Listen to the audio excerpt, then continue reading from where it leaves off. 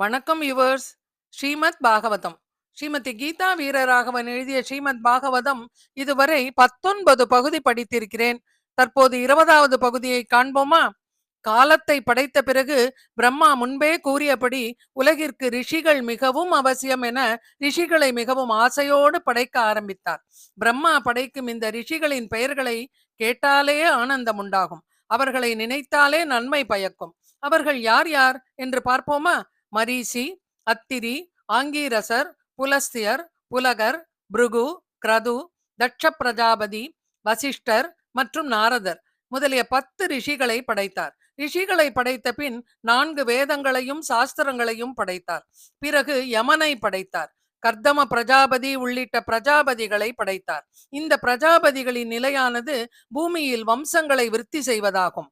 மனிதர்களை படைத்தல். இதற்கு பிறகுதான் பிரம்மா மிகவும் ஆசைப்பட்டு மனித இனத்தை படைக்க எண்ணி சுயம்புவ மனுவை படைத்தார். இவர்தான் முதல் மனு ஆவார். பின் சத்ரூபையை படைத்தார். இதுவரை பிரம்மா படைத்த எவருமே நாட்டை ஆளப் போகிறவர்கள் அன்று. இனி வரப்போகிறவர்களே நாட்டை ஆழ்வர். இதிலிருந்து நாம் தெரிந்து கொள்ள வேண்டியது ரிஷிகளோ அல்லது பிரஜாபதிகளோ மனித இனத்தை சேர்ந்தவர்கள் அன்று. பிரம்மாவால் படைக்கப்பட்ட சுயம்புவ மனு, சத்ரூபை இவர்களை பற்றி காண்போமா?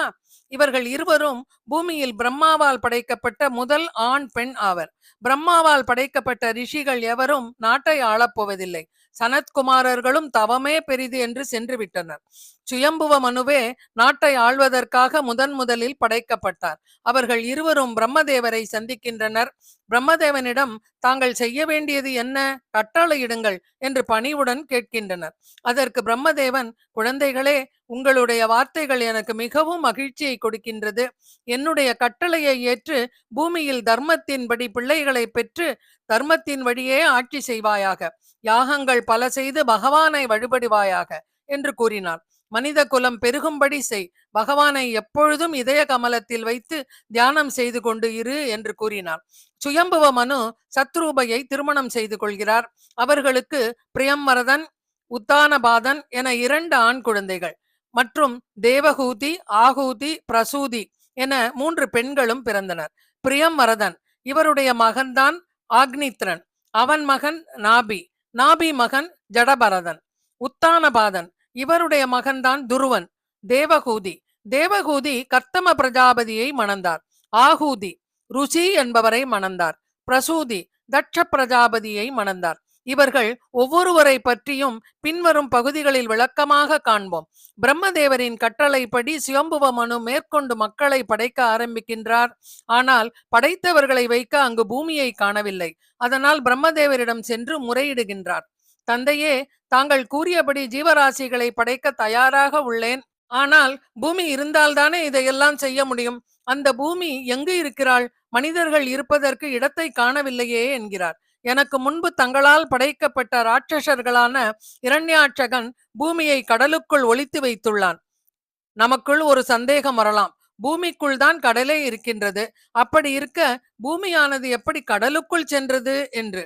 இந்த இடத்தில் பிரம்மா படைக்கப்படுவதற்கு முன்பே பகவான் பூமியை படைத்து விட்டார். பூமியானது பிரளய கடலுள் மூழ்கி இருந்தது. அதனை மேலும் உள்ளே சென்று ஒளித்து வைத்து விட்டான். இனி என்னால் படைக்கப்படும் மக்களை நான் எங்கே வைப்பது என்று கேட்கிறார். அதற்கு பிரம்மா சுயம்புவ மனுவிடம், இதற்கு என்னிடம் பதில் இல்லை. என்னை படைப்பதற்கு முன்பே அந்த பகவான் பூமியை படைத்து விட்டார். என்னையும் யார் ஒருவர் படைத்தாரோ அவரால் மட்டுமே இதை செய்ய முடியும். அதனால் இந்த பிரளய கடலில் இருந்து பூமாதேவியை காப்பாற்றி கொடுக்க அவனால் மட்டுமே முடியும். அவனை பிரார்த்திப்போம் என்கிறார். உடனே பிரம்மா இருகரம் கூப்பி, என்னை படைத்த பகவானே, நீதான் பூமியை பிரளய கடலில் இருந்து காப்பாற்றி கொடுக்க வேண்டும் என்று கூறிய அடுத்த நிமிடமே பிரம்மாவினுடைய மூக்கு துவாரத்தில் இருந்து ஒரு சிறிய பன்றி கீழே விழுந்தது.